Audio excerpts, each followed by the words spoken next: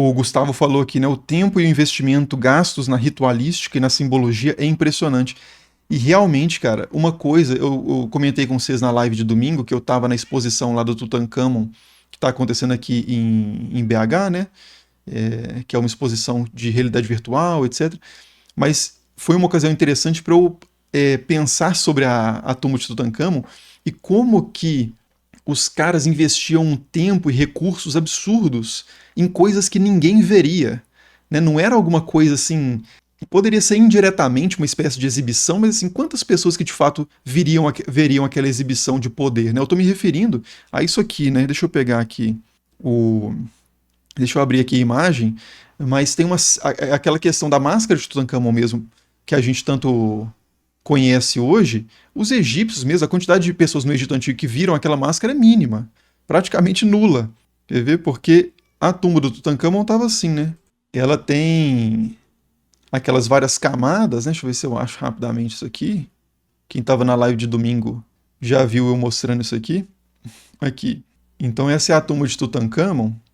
E você tem essa parte aqui, né, que é onde está. Esse aqui é um sarcófago que cobre outro sarcófago, que cobre, acho que outro ainda sarcófago. E aí, dentro desse último sarcófago mais interno, é que está a máscara do Tutankhamon com o corpo dele, né? Então, assim, ninguém via aquela máscara, ninguém via o sarcófago, o primeiro que está embaixo do segundo que está embaixo do terceiro, e ninguém via o terceiro porque estava dentro de uma caixa, ninguém via essa caixa porque ela estava dentro de outra, e de outra, e de outra, e de outra, e todas elas cheias de escritos, né? Cheio de conteúdo que ninguém via. E a própria parede, aqui que cerca isso aqui, também está cheio de textos e imagens que está totalmente tampado por esse complexo, né? Esse conjunto de objetos. Então ninguém via essa parede também. Então é impressionante como que os caras investiam realmente isso aqui tudo de ouro, né? A gente poderia, numa mentalidade mais moderna, assim, a gente poderia pensar assim, ninguém vai ver a parte de dentro, vamos economizar material, vamos economizar talento, né? Vamos fazer um negócio mais baratinho. Os caras faziam o contrário. Na parte mais interna é que está o mais precioso, o mais bem acabado, né? Então realmente o banjo tá miando, tá mesmo. Caramba, o microfone tá pegando longe, hein? E aqui, o que eu comentei é essa. Deixa eu me inverter aqui. Aqui, né? Esse é o objeto que eu tava falando que aparece aqui, ó. Tá vendo? Esse Anubis em cima dessa caixa, tá vendo? Quando a gente abre as fotos aqui da tumba, deixa eu ver se eu acho ele aqui. Ele tava em outra câmara. Deixa eu escrever aqui Anubis. É essa aqui, né? Esse objeto aqui que lembra muito aquilo que a gente vê no papiro de Ani. Lembra esse aqui, ó. Aqui, né? Então eu não sei se a gente já tinha conhecimento, né, se os egiptólogos já tinham antes da tumba de Tutankhamon conhecimento de outro objeto parecido com esse, mas eu não tenho notícia, se sim, porque eu estou mais acostumado a ver esse aqui, mas é uma das coisas que, se for o único, né, é mais um dos testemunhos da significância, do significado, da importância da descoberta da tumba de Tutankhamon fechadinha, né, com vários objetos dentro ainda, sem ter sido pilhados, sem ter sido derretidos, sem ter sido destruídos, e que ajudam a gente a entender até os próprios textos, né, porque se a gente tivesse só essa imagem, a gente poderia pensar que isso aqui nem existia materialmente, que era algo esquemático, mas não, tinha realmente um correspondente material disso, né. Exatamente, aí o absurdo falou aqui, né, mas eles realmente não tinham nenhuma expectativa de que alguém veria, nem que esse alguém fosse um deus, aí tinha. Eu acredito que a ideia é essa, né, você está produzindo alguma coisa não para os olhos, mas para o absoluto. Quando você faz. É igual a questão ética, né? De tipo assim, fazer o bem pelo bem. Isso é elaborado nas matrizes religiosas como você ter temor ao Senhor, no caso de Israel, né? Mas você viver diante dos deuses, você se. A justiça, por exemplo, ser garantida por Shamash, que é o deus que vê tudo, já que ele é o sol, né? Ou por Uranos, que é o céu, o deus uranianos em geral. Então, realmente, há essa ideia de que há seres sobre-humanos, há agentes sobre-humanos, há personagens da nossa história sobre-humanos que estão participando invisivelmente aqui e, portanto, você vai fazer o melhor, porque esses caras estão vendo, né? Os mortais não estão vendo, mas o morto, por exemplo, que é divinizado depois da sua morte, ele mesmo vai ver aquilo ali, né? E é uma espécie também de tecnologia de sobrevivência no pós-morte. Você precisa de uma máscara bem feita, de uma Às vezes tem até algumas máscaras funerárias que tem uma pintura da pessoa, já no período romano, né? Deixa eu ver se eu acho algumas aqui. Porque o seu Ba, que é a sua realidade dinâmica, a sua personalidade que vai transitar entre o mundo dos mortos e o mundo dos vivos, ele precisa reconhecer o seu corpo físico. Na hora de voltar para o mundo dos mortos, a múmia serve como uma espécie de portal de acesso, assim, de entrada e saída do morto. Do morto-vivo, né? Então, assim, é importante que você continue sendo reconhecível, mesmo morto. Daí a importância da preservação do corpo físico, pela mumificação, e da construção dessas estátuas que representam a pessoa e são colocadas na câmara funerária, e dessas máscaras mortuárias, né? Então, deixa eu ver se eu acho aqui, Egyptian. Isso aqui é uma máscara funerária já do período do Egito Romano, que vocês veem um estilo muito diferente, né? Não é ainda o que eu estava buscando, que eu estou buscando uma máscara que é pintada, que é só a pintura por cima, assim. Essa aqui. Já você vê também que tem artistas com enfim, de diferentes níveis, né? Aqui. Eu acho que isso aqui é uma tábua, por exemplo, funerária. Não tenho certeza. The Lifelike Death Fayum Portraits. Isso aqui é um retrato do Egito Romano, mas eu não sei se esse era do contexto funerário exatamente. Eu não estou achando o objeto que eu estava pensando nele, que eu não sei o nome dele. Mas é uma máscara funerária que parece totalmente egípcia, antiga mesmo, só que no lugar da máscara ela tem uma pintura. Não estou achando ela aqui. Bom, mas vocês estão vendo aí vários outros exemplos de máscaras funerárias que buscam reproduzir as feições da pessoa, né? Tem umas coisas meio esquisitas aqui também. Não vou achar o que eu estava procurando. Mas esse aqui é um outro exemplo interessante também, né? Você vê que o estilo artístico já é muito diferente, mas a prática é fundamentalmente a mesma, né? O Gandalf fala, né? É curioso notar como na maioria das religiões há vida após a morte, sem dúvida. É um tema assim, como as pessoas morrem e as pessoas vivem em todas as culturas, né? A experiência da morte ela é igualmente traumática para todas as pessoas, né? E todos os seres humanos, até animais, né? A gente tem questão de luto entre animais, mães, não sei se é chimpanzé, que eu já vi um vídeo, que carrega a criança por vários e vários dias. Elefantes também tem essa questão de uma espécie de luto, né? Então a morte ela não é muito bem aceita. Então você precisa elaborar, até por uma questão de saúde psicológica, né? De estabilização social, você precisa elaborar de alguma forma sobre a morte. E uma dessas formas de elaboração é justamente essa produção de imagens acerca do pós-vida.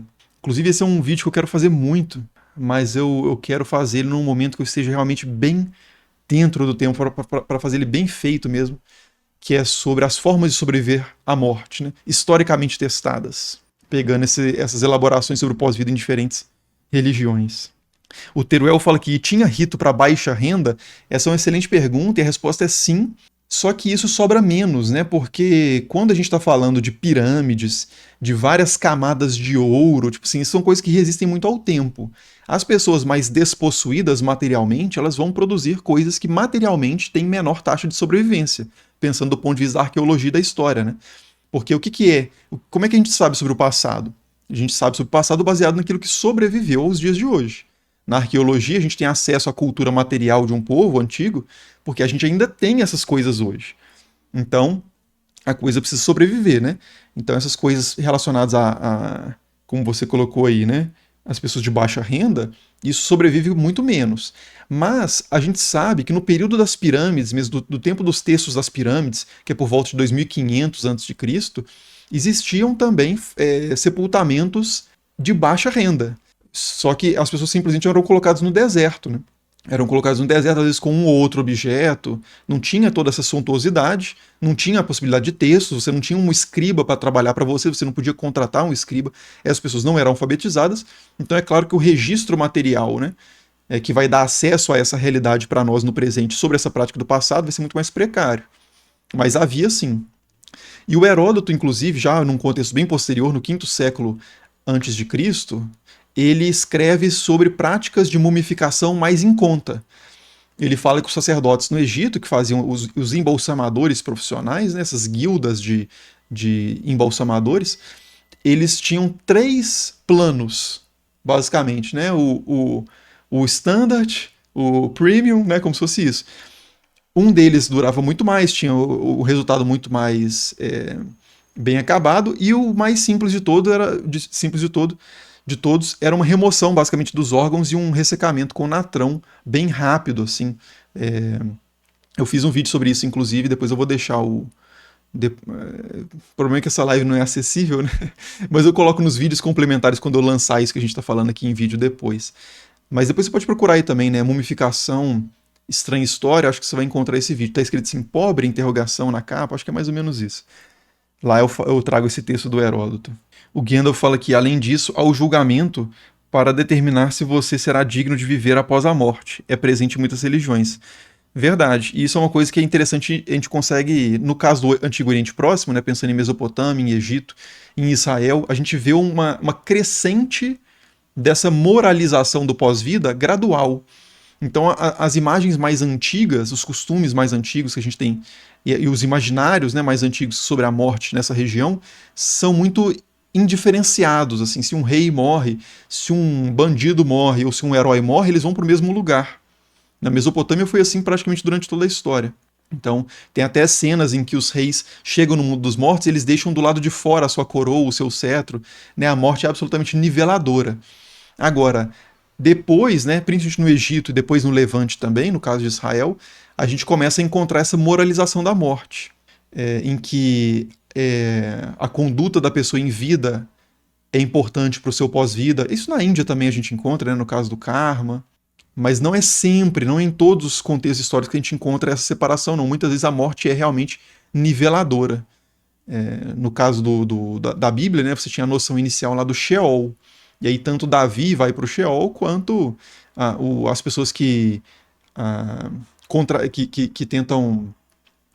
Como é que fala? Que enfrentam Moisés, né, que não aceitam a autoridade de Moisés e são consumidas pelo Sheol ainda em vida, elas vão para o mesmo lugar. Né?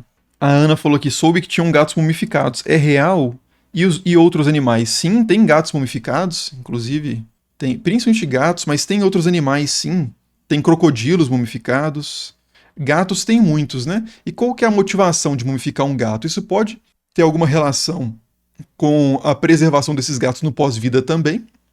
Tipo, uma aplicação para os animais domésticos, né? Que você tem uma relação afetiva, um tratamento humanizado de certos animais. Né, tratar certos animais como humanos, né, dar nome a eles, falar com eles, como a gente faz até hoje com pet. Eles faziam também na antiguidade, em diversos contextos, então pode ser isso, pode ser uma preservação de animais com essa finalidade, e pode ser oferendas também. Então você mumificar um gato e colocar no templo de Bastet, que é uma deusa que tem a cabeça de gato, ela é uma deusa associada aos gatos, e a oferenda principal que ela recebe é justamente gatos. Então tem nesses contextos de oferenda de templo muitos gatos mumificados. Aí já é outro propósito, né? Aqui tem também não só múmias propriamente, né? Mas a gente tem até esses objetos aqui como se fossem sarcófagos, né? É um sarcófago de gato. E também com um rostinho desenhado, né? Esse aqui eu não sei se é verdadeiro, mas esse aqui sim. É bem interessante, né?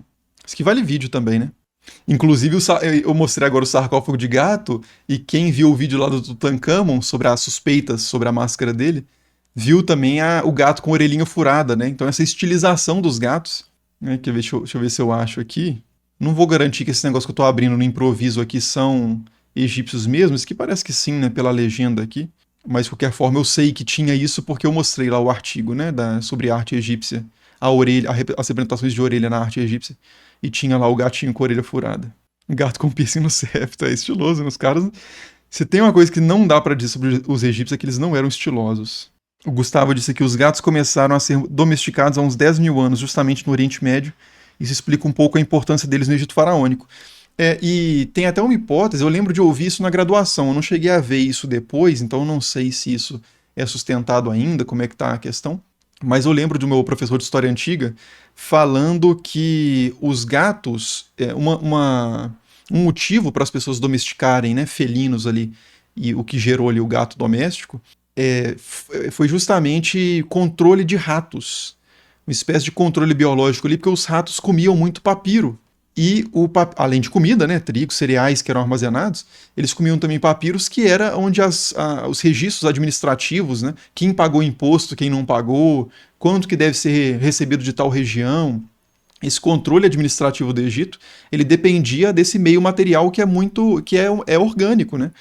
Então os ratos eram uma ameaça não só para os estoques de comida, mas também para organização interna ali, administrativa do Egito, né? Mas, de novo, eu não sei o quão sólida é essa hipótese, porque eu lembro só de ouvir isso mesmo do meu professor de história antiga, que era especializado em Dioniso, né, em Grécia Antiga, mas claro, ele é um professor experiente. Em história antiga, eu tinha lido muito também sobre Egito e Assiriologia, essas áreas afins. Pois é, o tomate usa galinhas, né, para controle de cupim. A galinha, inclusive, é fantástica como ferramenta aí como recurso de controle biológico, né, para comer escorpião, aranhas. Recomendo fortemente aí o uso de galinhas.